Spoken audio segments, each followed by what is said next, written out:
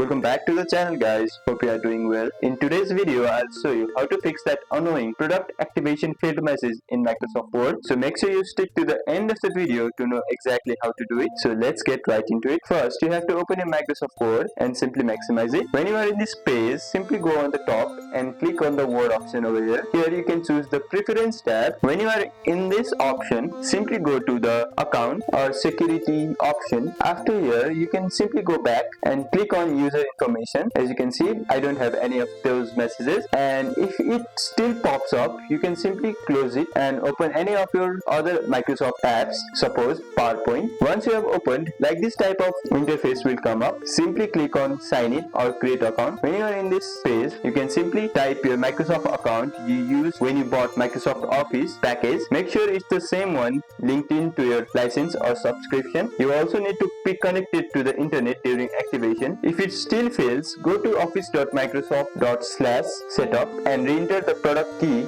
if you have one. Sometimes restart or even reinstalling Office helps fix the problem, and that's how you can fix the product activation failed error in Microsoft. If this video helped you out, hit that like button, leave a comment if you are still stuck, and don't forget to subscribe for more easy helpful tutorials. Catch you on the next one.